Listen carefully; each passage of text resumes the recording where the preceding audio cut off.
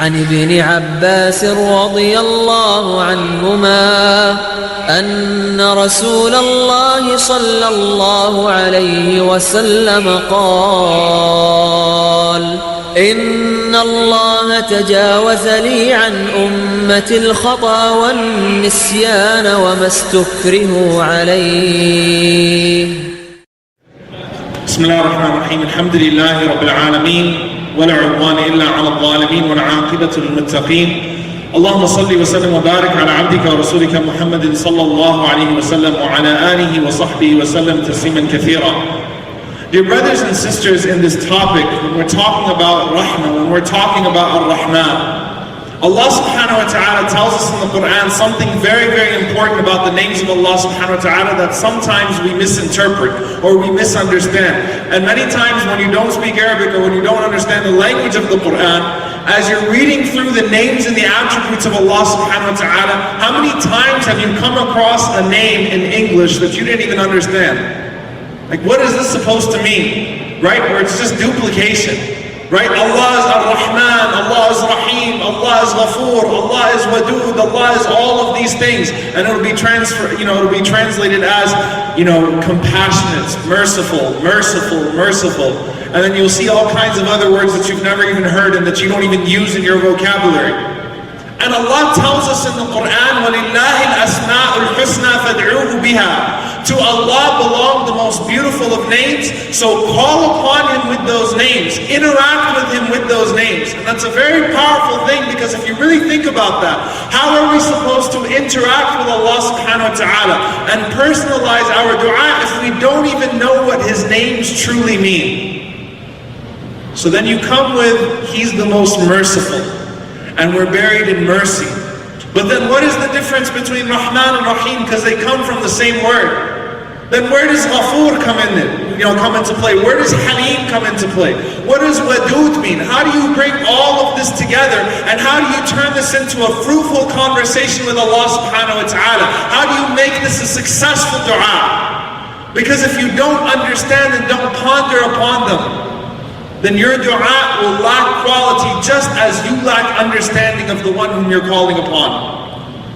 So it's extremely important for us to analyze each and every single name, and then to call upon Allah as He commands us in this verse, and as we see in the life of the Prophet sallallahu alaihi wasallam.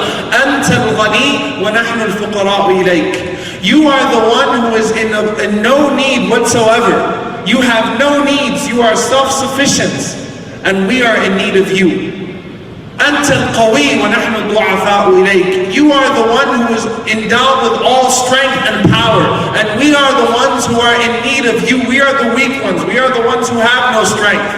This is how you interact with Allah subhanahu wa ta'ala, understanding His names. So I just want to look at, from the few moments that we have, these names of Allah subhanahu wa ta'ala: Ar-Rahman, Ar-Rahim, Al-Ghafoor, Al-Halim, Al-Wadud. 5 names that I want you to take home with you tonight, and I want you to be able to call upon Allah subhanahu wa ta'ala with these names, and I want you to have a full understanding of them. You see, if you translate it as mercy, mercy can mean many things in the English language, and in fact, mercy can be devoid of love. Right? If you see a cat on the road that's been hit by a car, and you go and you pick that cat off of the road and you throw him on the side, you committed an act of mercy. You showed an act of mercy to that cat, but that doesn't mean that you love that cat. And so saying Allah is most merciful, using the word mercy, is truly not enough to really convey the meaning of this beautiful name of Allah subhanahu wa ta'ala. And these 2 names that we are commanded to start every surah in the Quran, with the exception of one with. The name that we say, or the names that we pronounce as we leave our homes, enter our homes, begin our meals, at the end of our meals. And beginning every act of worship, and even acts that are not acts of worship. Allah wants us to consistently be reminded, Bismillahir Rahmanir Rahim, in the name of Allah, Ar-Rahman, Ar-Rahim. And if we look at the root of this word, we truly understand something. They both come from the word Rahmah. And in the Arabic language, the word Rahim refers to the womb. Right? When you say Sillatul Rahim, connecting or establishing and upholding ties of kinship, you're talking about the womb. And so the scholars say something very beautiful about this. The strongest form of love that exists on the face of the earth is the love that a mother has for her child. It's not just mercy. It's a different type of love, right? You know, sometimes you would see a woman, when her baby starts crying, she starts crying too, right? And if you're a man, you think that's psychotic. You're like, what's wrong with you? But it's a whole nother form of love. And a mother will always be open to her child. A mother will always yearn for her child. It's the strongest form of love that exists, and that's why the Prophet ﷺ chose that incident to bring into light this beautiful name and attribute of Allah subhanahu wa ta'ala, the incident in which a woman ran between the ranks of the Sahaba as they were carrying their swords to find her child, and she grabbed her child, and when she grabbed her child, she started to suckle him, holding him so tight, and the Sahaba were in awe, and the Prophet ﷺ wanted to make light of this incident and said, you see that? Do you think that woman would ever throw her child into a fire? You think that woman would ever throw her child into a fire? Allah is more merciful and compassionate with you than that mother is with her child. That's not just in dunya, that's in akhirah. As Sufyan ibn Uyayna rahimahullah said, if I had a choice to be judged on the day of judgment by Allah or by my parents, I would choose Allah. Because Allah has more rahmah with me than my own two parents. You imagine that? So then you might be thinking to yourself, if that's the case, then why does hellfire exist? And the answer is, as Umar ibn Abdul Aziz rahimahullah said, لَقَدْ خَابَ وَخَسَرَ مَنْ خَرَجَ عَنْ رَحْمَةِ اللَّهِ الَّتِي وَسِعَتْ كُلَّ شَيْءٍ. A person has failed and lost when he manages to miss the mercy of Allah that has encompassed all things. Imagine what it would take for that woman to throw her child into the fire. Likewise, there are things that the human being does to reach hellfire, to reach Jahannam. But Allah subhanahu wa ta'ala, not only is He merciful with him, not only does Allah subhanahu wa ta'ala allow him to benefit from His mercy, because in this life everyone benefits from Ar-Rahman. The kuffar, the disbelievers, those who would curse God, benefit from Ar-Rahman. The love that a mother has for her child is a manifestation of Ar-Rahman. The mercy and love and compassion between two animals is from the rahmah of Ar-Rahman. But then you say, wait a minute, what about us? What about the believers? Right? That's why Allah is Rahim. Rahmanun fid dunya, Rahimun fil akhirah. He is exclusively merciful, Rahim, to the believers on the day of judgment. There's a special type of mercy that's there. And then you might think to yourself, well, wait a minute. Allah is Rahman, inclusively merciful. Rahim, exclusively merciful. But how do I know that I can qualify for a Rahim? Because I'm so terrible, I've done so much. And you know, that's what the shaitan does to you. He comes to you before you commit a sin, and shaitan is your favorite mufti in the world. You don't need to look for any website. It tells you, come on, it's halal. MashaAllah, you pray. MashaAllah, you fast. MashaAllah, you wear hijab. You go to the masjid. You're good. What are you worried about? Shaitan tells you it's all good. And Allah is Rahman. Allah is Rahim. Shaitan reminds you Allah is Rahman, Rahim. And shaitan tells you how great you are. The minute that you commit the sin, shaitan tells you how vengeful Allah subhanahu wa ta'ala is, and tells you how horrible you are. He completely flips the script on you. And so people end up despairing. It goes from a healthy fear, which is khashya, to an unhealthy fear, which is despair. What makes me think that I can enter into Jannah? I've committed all of these sins. Well, first and foremost, Allah is Halim. Allah is the one who's forbearing. And to truly understand that forbearance, imagine if Allah punished everyone right when they committed the sin. You imagine, right when you commit the sin, a lightning bolt comes and strikes you and you're dead. Imagine how that would be. Allah subhanahu wa ta'ala, if every single time a person cursed, if every single time a person committed zina, Allah subhanahu wa ta'ala went ahead and took him down. Allah punished him then and threw him into hellfire. Allah doesn't do that. Allah is Halim. He's forbearing. So much so that the Prophet ﷺ said what? Now we've all heard the hadith, التائب من الذنب كمن لا ذنب له. The one who repents from sin is like the one who's never sinned before. But there's a whole other level there. Rasulullah ﷺ says in the authentic hadith in al-Bayhaqi from Umama radiallahu anhu, that whenever a person commits a sin, Allah subhanahu wa ta'ala tells the angel on his left, hold your pen for 6 hours. Subhanallah. Don't even write it down. Give him a chance. You know, sometimes right when you commit a sin, you realize it right away, especially those who are close to Allah. Right? They feel that guilt sooner and with more severity. وَالَّذِينَ إِذَا فَعَلُوا فَاحِشَةً أَوْ ظَلَمُوا أَنفُسَهُمْ ذَكَرُوا اللَّهِ. Those who whenever they commit a sin, whenever they commit an act of disobedience, of open public sin, or any type of sin, they harm themselves. Right away, ذَكَرُوا اللَّهِ. They remember Allah and they say, oh my God, I can't believe I did that. فَاسْتَغْفَرُوا لِذُنُوبِهِمْ. So they immediately start to make istighfar. Allah subhanahu wa ta'ala didn't even allow that sin to be written down in the first place. Allahu Akbar. Allah is Halim. But wait a minute, what if the sin carried on?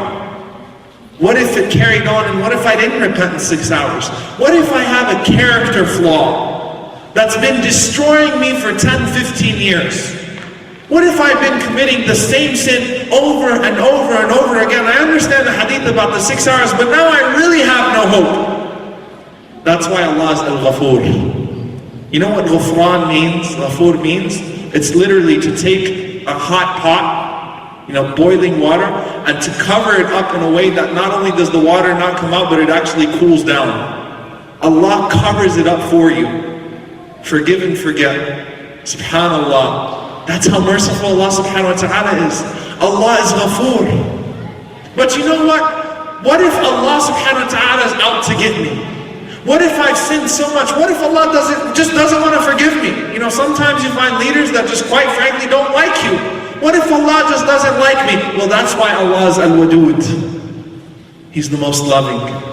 Subhanallah. The Prophet ﷺ, he didn't just tell us that Allah will forgive and Allah is merciful and Allah shows pity. No, it's more comprehensive. Allah subhanahu wa ta'ala wants you and I to succeed. Allah subhanahu wa ta'ala is willing to overlook 50 years of sin for a day of obedience if a person died on that. Allah is willing to let it all go. And Rasulullah sallallahu alayhi wa sallam says something very beautiful. He says sallallahu alayhi wa sallam, if you were not to sin, Allah subhanahu wa ta'ala would remove you all and would replace you with the people who would sin so they could seek His forgiveness so He could forgive them. You know, they say the beauty of an artist, right? When someone claims to be an artist, it shows in his art, right? That's when you really know the beauty of the artist. You know, subhanAllah, Shaykh Yasir Rajas, he said a very powerful story to me. He was telling me the story just last week about a man who committed a huge sin. Destroyed his family. Huge sin. And it was bad. It wasn't like I looked at a girl or I went out or I got caught. No, it was bad. Real bad. Shaykh Yasir says, I asked him. He said, do you know why Allah is Al-Ghafur? You know why Allah is Ghafur? Because people like you exist. Subhanallah. That's why Allah is Ghafur. You need Allah to cover up for you. We all need Allah to cover up for us. We need Allah subhanahu wa ta'ala to help us out on the Day of Judgment, because none of us are going to make it by deeds. We're all going to make it by His mercy. And the goal is to just try to qualify for His mercy. But you want to know how easy that is? Remember what Umar ibn Abdul Aziz said? What a loser you are if you manage to miss the mercy of Allah subhanahu wa ta'ala. Let me tell you how easy it is. Rasulullah sallallahu alayhi wa sallam said that if someone has a good intention and he follows it up with a good deed, what does Allah subhanahu wa ta'ala write down for him? What does Allah write down for him? 10 good deeds, up to 700, up to what Allah subhanahu wa ta'ala wants to write for him. Allah multiplies it. And if a person has a bad intention but ends up committing a good deed, now that doesn't mean you have a bad intention when you commit the good deed. You start off with a bad intention, then something happens along the way. You know what? It manifests itself in a good deed. Allah subhanahu wa ta'ala does what? He writes down the good deed for him. It's okay, don't sweat it, you're forgiven. And then, now if you have a bad intention and you commit a bad deed, usually as human beings, do we reward more whenever people are generous with us, whenever people treat us in a way that they deserve reward, with rewardable behavior? Or do we punish more whenever people offend us?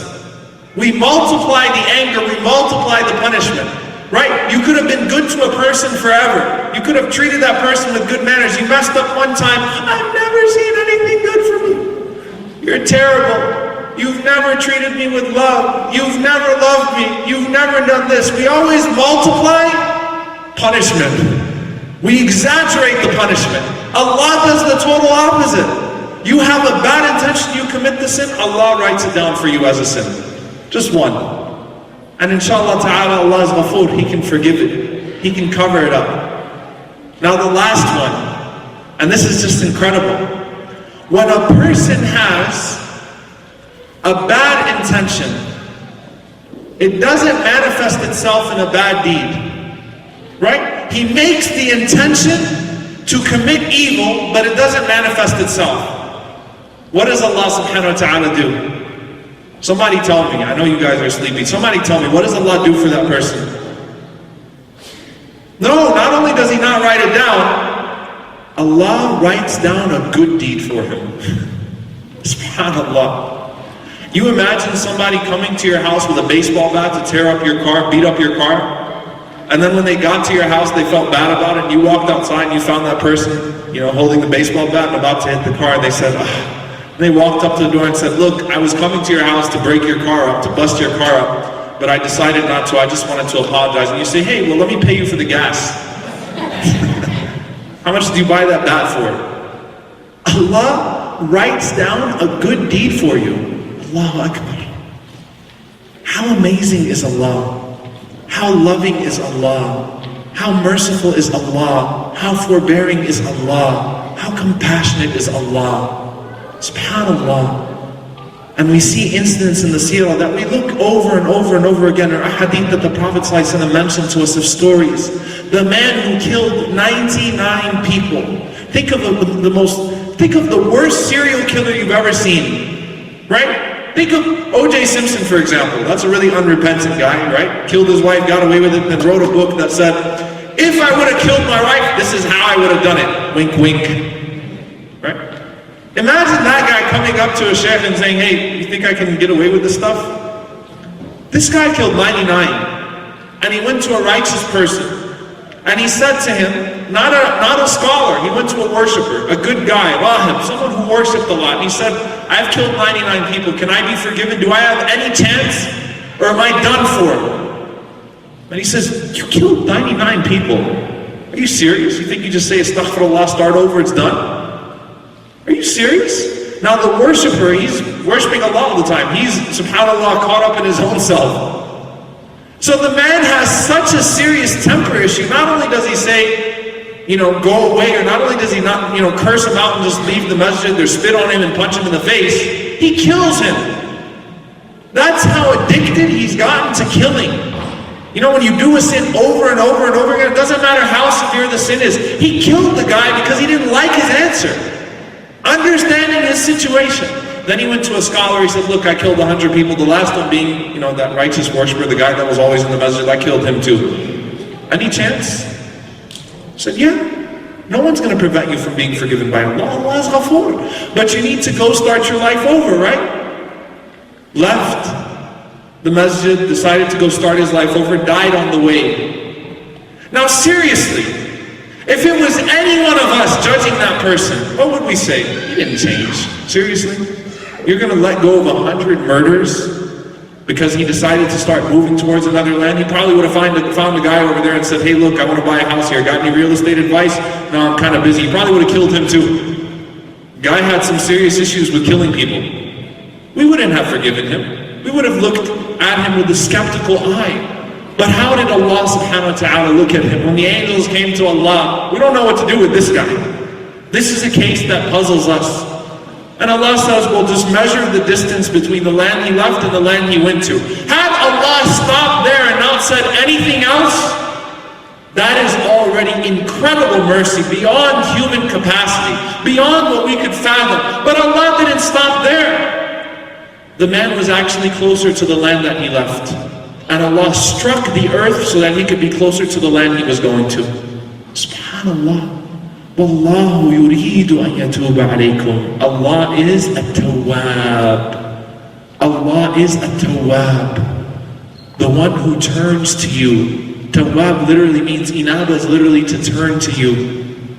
And subhanAllah, some people came to Aisha radiallahu anha and they said to Aisha, how can we turn to Allah subhanahu wa ta'ala? How can we do tawbah to Allah subhanahu wa ta'ala?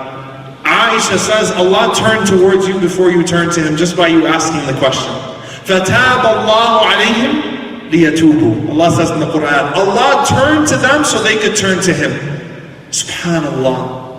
That's Allah. That's who we've got. That's who's going to question us on the Day of Judgment. Isn't that amazing? Isn't that amazing? That's the one who's going to question us. That's the one who's going to look at me and who's going to say, here are the deeds that you've committed. That's who I have to face on the Day of Judgment. Alhamdulillah Rabbil Alameen. Because we learn in the seerah also of another man who did no good in his life. The Rasulullah ﷺ said that whenever the time of death came, then it occurred to him that, you know what, I've been messing up my entire life. So he told his children what? He said, burn me to ashes so Allah can't get me. I'm afraid of God. I don't want Him to get me. Just burn me to ashes. I've got no time left to repent. It's over with. I'm gone. Right? Burn me to ashes.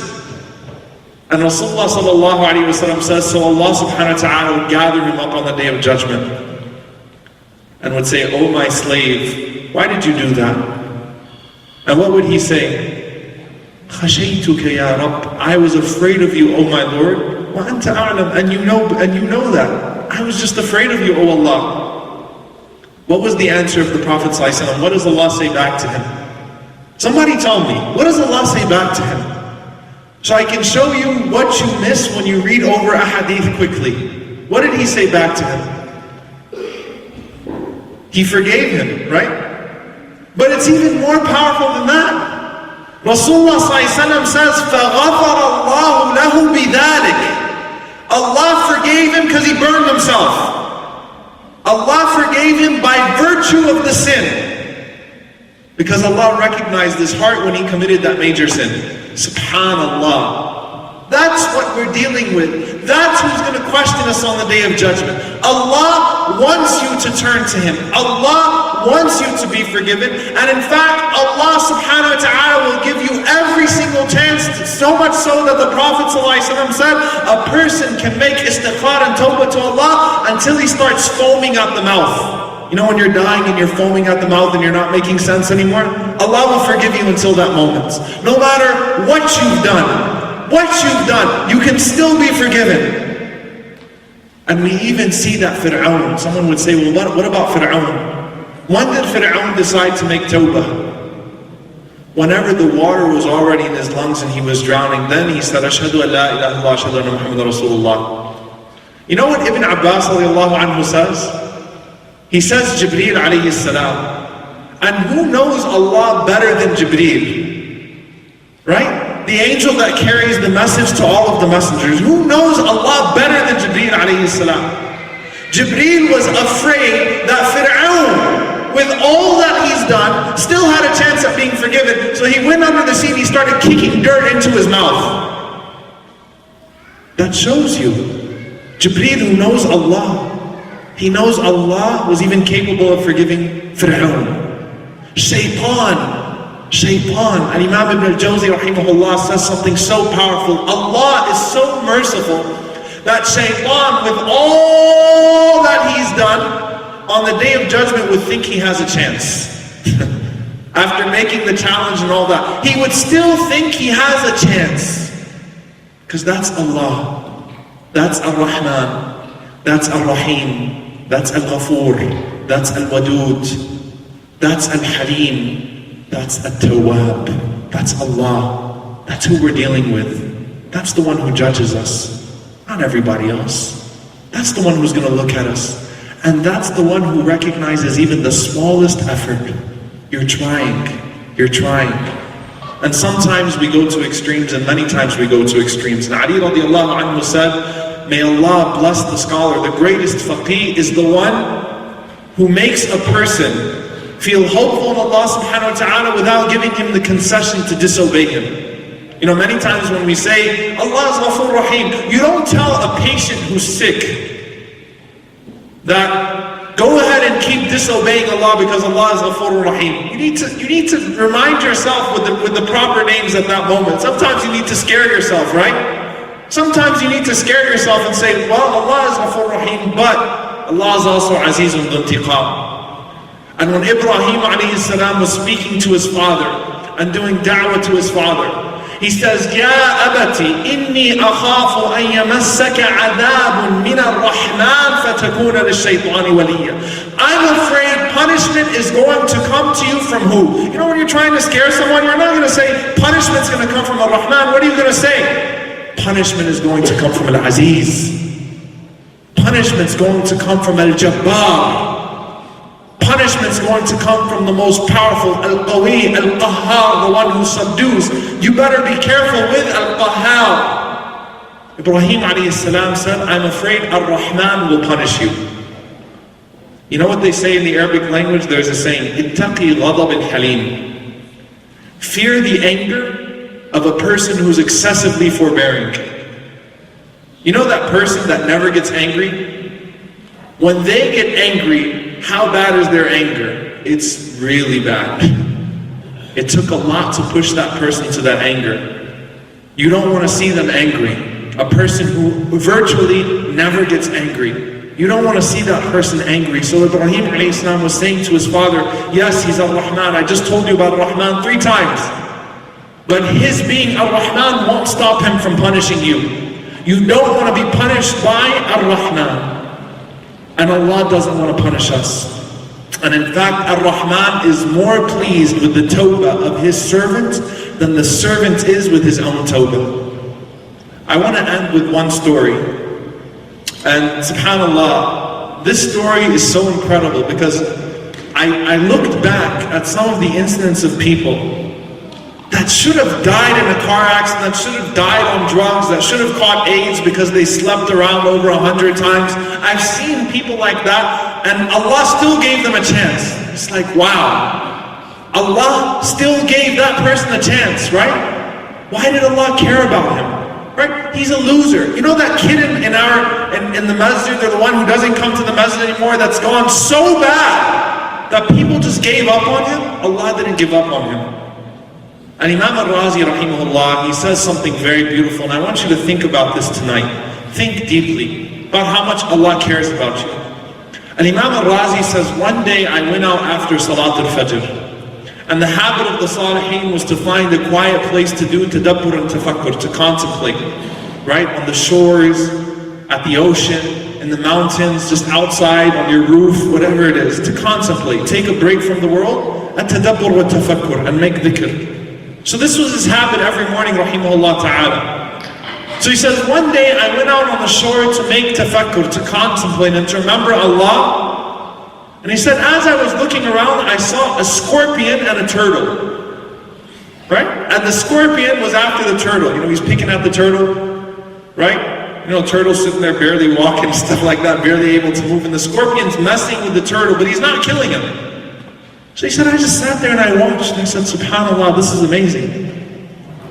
Then he says, the scorpion turned towards me. Now I personally remember in 2003 one time, I was walking down a hill from Salat al-Maghrib in Jordan. And as I was walking down this hill, I noticed this humongous scorpion behind me. I ran like a little girl, as fast as I could. That was the scariest moment of my life. I just looked back, I was like, oh. I didn't curse them. So Imam al-Razi rahimahullah says, I'm sitting there watching and the scorpion turned towards me and it zoomed towards me, but it passed me up. Right? It came by me, but it didn't come at me, and it just kept going. As if it was going somewhere, right? As if it had heard some kind of call and it went somewhere. So I got curious, so I followed the scorpion. I was like, this is a strange scorpion. It didn't even try to kill me. So I followed the scorpion, and I saw a man sleeping under a tree. And while the man was sleeping under the tree, follow me with the story, there's a lot of animals involved. While the man is sleeping under the tree, a snake was about to bite him. And as the snake was about to get him, and before I could even say anything, the scorpion jumped on the snake, it stung him, the snake died and the scorpion died. So the Imam al-Ghazali said, Al-Imam al-Razi rahimahullah, he goes, wow, Allah caused all of that to happen, right? Just so that man could be protected. Man, Allah loves His servants. He was so touched by that incident. Allah cared enough about him to make that happen. Now that in and of itself is incredible, right? Now if you're in his situation and you just saw that take place, you know that this man must be someone beloved to Allah. This must be a special person. This must be one of the awliya. So you want to know this person. You want to ask him, hey, make dua for me. I just saw this happen. So Imam al-Razi rahimahullah said, I went up to him, I woke him up so that I could ask him to make dua for me, so that I could explain to him the incident. And when he woke up, his breath reeked of alcohol. He was drunk. Imam al-Razi said, Allahu Akbar. I thought this was some wali that Allah was protecting and sent all this, had all this take place. So he was disappointed, and he was obviously disappointed, and the man said, what's going on? Right? Hangover. What's going on? So Imam al-Razi told him the story. He said, well, I just saw the scorpion that was messing with the turtle and then came at me but passed me up and didn't hurt me, and ran towards a snake that was about to bite you and killed the snake and killed itself so that you could be protected. And I thought to myself, wow, Allah really loves this person. So I went to befriend the awliya of Allah. And the man started to cry. And he said, Allah did that for me? Allah did that for me? This pitiful servant, Allah cared that much about me. How many of us have woken up from a hangover? Allah cared that much about this pitiful servant. So this man made tawbah to Allah subhanahu wa ta'ala. As a result of that, فَأَصْبَحَ ذَلِكَ الرَّجُلُ مِنْ أَصْحَابِ الصَّفِّ الْأَوَّلِ. So he became one of the people that always prayed in the first line of the masjid. SubhanAllah, Allah wants to forgive you. Allah wants to accept your repentance. Allah wants to show mercy upon you. And on the day of judgment, Allah doesn't even want to ask you about your deeds, because the Prophet ﷺ says, "Man yuqishu al-hisab udhib." Whoever is asked on the day of judgment will perish. He will be punished. And Aisha radiallahu anha said, but wait a minute, what about وَأَمَّا مَنْ أُوتِيَ كِتَابَهُ بِيَمِينِ فَسَوْفَ يُحَاسَبُ حِسَابًا يَسِيرًا? What about the ayah that whoever receives their book in their right hand, they will have an easy accountability? Allah is clearly mentioning a hisab here. And Rasulullah says, "La ya Aish, ذَلِكَ الْعَرْض." No, O Aisha, that is just the presentation of the deeds. But Allah won't even ask the believers. Allah will just tell you, you're forgiven. You made istighfar, don't worry about it. You're forgiven. Here's your book in your right hand. Abshir ya abdi. It's over. It's over. Khalas. Go take your book to the scale then. You're in Jannah. You don't even have to be asked. You made an effort. You knew Allah was Ghafoor Rahim, and so you turned to Him.